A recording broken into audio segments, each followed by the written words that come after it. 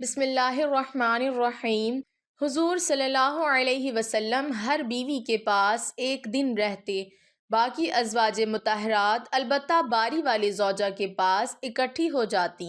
ایک دفعہ حضرت عائشہ رضی اللہ تعالی عنہا کی باری تھی، جب حضرت زینب رضی اللہ تعالی عنہا ابن ماجہ کی روایت کے مطابق بلا اجازت ان کے حجرے میں داخل ہوئیں۔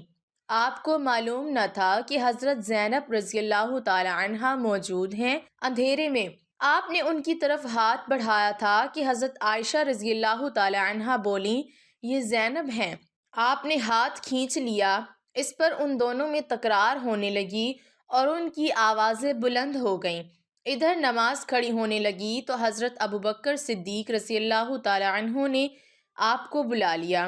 حضرت عائشہ بولیں، ابھی نماز ادا کرنے کے بعد میرے والد مجھے خوب ڈانٹیں گے۔ ایسا ہی ہوا۔ حضرت ابوبکر رضی اللہ تعالی عنہ نے انہیں سختی سے ڈانٹا، تم حضرت صلی اللہ علیہ وسلم کے سامنے اس طرح بولتی ہو؟ ایک بار رسول اللہ صلی اللہ علیہ وسلم حضرت عائشہ رضی اللہ تعالی عنہ کے پاس آئے تو انہوں نے پوچھا، آج کہاں رہے؟ فرمایا، اے حمیرہ، ام سلمہ کے پاس تھا۔ کہا، ام سلمہ سے آپ کا جی نہیں بھرتا؟ مجھے بتائیں، اگر آپ ایک وادی کے دو کنارے پر اتریں، ایک سے گھاس چرا لی گئی ہو اور دوسرے کنارے پر کوئی گھاس کھانے والا نہ آیا ہو، آپ جانور کہاں چرانا چاہیں گے؟ فرمایا، وہ جس کا سبزہ چکھا نہ گیا ہو۔ میں آپ کی دوسری عورتوں کی طرح نہیں، میرے علاوہ ہر عورت دوسرے مرد کے پاس رہی ہے۔ حضور صلی اللہ علیہ وسلم مسکرا دیے۔ شاہ روم مقوقس نے رسول اللہ صلی اللہ علیہ وسلم کو ایک کپتی باندھی ہدیہ کی۔ حضرت عائشہ رضی اللہ تعالی عنہا کہتی ہیں کہ وہ حاملہ ہوئی تو مجھے پریشانی لگ گئی۔ ابراہیم کی ولادت ہوئی لیکن ماریا کو دودھ نہ آتا تھا۔ آپ نے بچے کے لیے دودھ دینے والی بھیڑ خریدی جس کا دودھ پی کر وہ موٹا اور سرخ و سفید ہو گیا۔ ایک دن آپ ابراہیم کو اپنی گردن پر اٹھا کر لائے اور پوچھا، عائشہ، بچے کی مجھ سے مشابہت کے بارے میں کیا خیال ہے؟ میں نے سوتاپے کی وجہ سے کہا، مجھے تو آپ سے کوئی مشابہت نظر نہیں آتی۔ فرمایا، بچے کی صحت کے بارے میں کیا کہتی ہو؟ میں نے کہا، جو بھیڑوں کا دودھ پیتا ہو وہ ایسے ہی ہو جاتا ہے۔ حضرت عائشہ رضی اللہ تعالی عنہا فرماتی ہیں، میں ان عورتوں سے چڑھتی تھی جو اپنا آپ رسول اللہ صلی اللہ علیہ وسلم کو ہبہ کر دیتی تھیں۔ میں کہتی تھی، بھلا کوئی عورت اپنے تئیں ہبہ کر سکتی ہے؟ جب اللہ تعالیٰ نے یہ آیت اتاری، اے نبی، اپنی بیویوں میں جس کو چاہیں الگ رکھیں اور جسے چاہیں اپنے پاس رکھیں اور جسے چاہیں الگ کرنے کے بعد واپس بلا لیں، اس میں بھی کوئی حرج نہیں۔ تو میں نے کہا، مجھے لگتا ہے آپ کا رب آپ کی خواہش پوری کرنے میں جلدی کرتا ہے۔ ابن حجر کہتے ہیں، کئی صحابیات نے اپنی جان رسول اللہ صلی اللہ علیہ وسلم کو بخشی مگر آپ صلی اللہ علیہ وسلم کسی ایک کو نکاح میں نہ لائے کیونکہ یہ آپ صلی اللہ علیہ وسلم کے منشا پر موقوف تھا، بشرط یہ کہ نبی صلی اللہ علیہ وسلم اس کو اپنے نکاح میں لانا چاہیں۔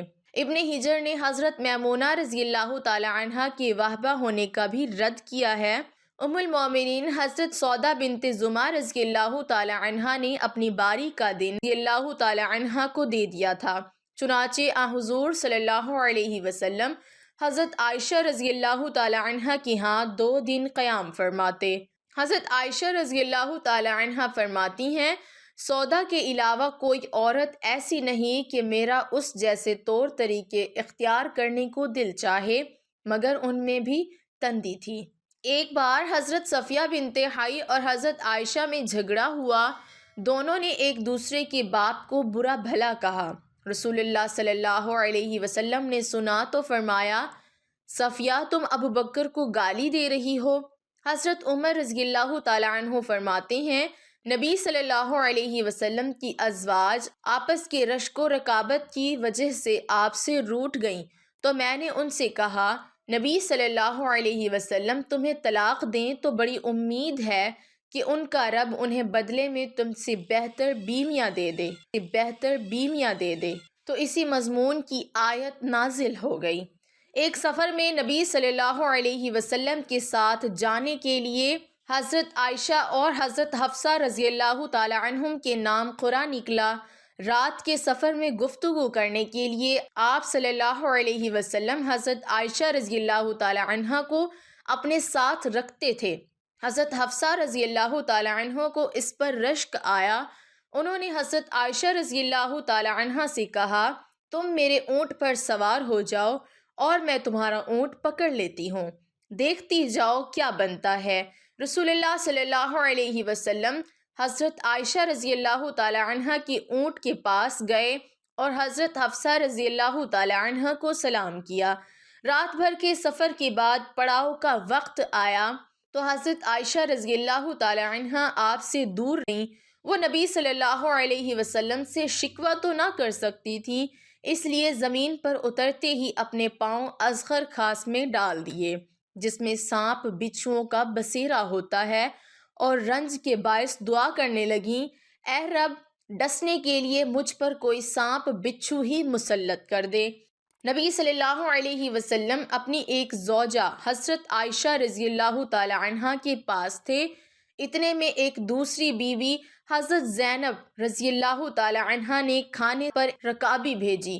حضرت عائشہ رضی اللہ تعالی عنہ نے جس کے ہاں نبی صلی اللہ علیہ وسلم تھے، لانے والے خادم کے ہاتھ پر ایک ضرب لگائی تو رکابی گر کر ٹوٹ گئی۔ آپ نے رکابی کے ٹکڑے اور گرا ہوا کھانا اکٹھا کیا اور فرمایا، تمہاری اماں ام المومنین کو رشک آ گیا تھا۔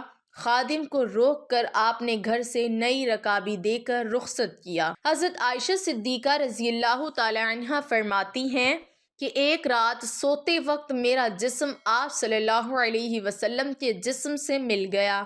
آپ صلی اللہ علیہ وسلم نے فرمایا، عائشہ، کیا تم مجھے اس رات رب کی عبادت کی اجازت دیتی ہو؟ میں نے کہا، واللہ مجھے آپ کا قرب پسند ہے، تاہم میں آپ کی خواہش کو ترجیح دیتی ہوں۔ پھر آپ صلی اللہ علیہ وسلم نے قیام کیا اور رو رو کر قرآن پاک کی تلاوت کی، حتیٰ کہ آپ کے کندھے مبارک بھیگ گئے۔ پھر آپ صلی اللہ علیہ وسلم بیٹھ کر تلاوت کرتے رہے، حتیٰ کہ آپ صلی اللہ علیہ وسلم کے پہلو آنسوؤں سے تر ہو گئے۔ پھر لیٹ کر تلاوت کی اور روتے رہے، حتیٰ کہ زمین تر ہو گئی۔ آپ صلی اللہ علیہ وسلم کے پاس جب حضرت بلال رضی اللہ تعالی عنہ آئے تو انہوں نے کہا، یا رسول اللہ صلی اللہ علیہ وسلم، میرے والدین آپ پر قربان، کیا اللہ تعالیٰ نے آپ کے آئندہ اور گزشتہ کے تمام گناہ معاف نہیں کر دیے؟ فرمایا، بلال، پھر میں شکر گزار بندہ نہ بنوں؟ اللہ تعالیٰ نے مجھ پر اس رات یہ آیت نازل فرمائی، یعنی آسمان و زمین کی پیدائش میں، دن رات کی گردش میں اہل عقل کے لیے نشانیاں ہیں جو اللہ کا ذکر کھڑے بیٹھے اور لیٹے ہر حال میں بجا لاتے ہیں، اور وہ زمین و آسمان کی پیدائش پر غور و فکر کرتے ہیں اور کہتے ہیں، اے ہمارے پروردگار، تو نے یہ سب کچھ باطل پیدا نہیں کیا، تو پاک ہے، ہمیں آگ کے عذاب سے نجات عطا فرما۔ اللہ پاک ہمیں دین کی سمجھ نصیب فرمائے اور ہمارا خاتمہ ایمان پر فرمائے، آمین۔ ناظرین، کمنٹ باکس میں ایک بار صلی اللہ علیہ وسلم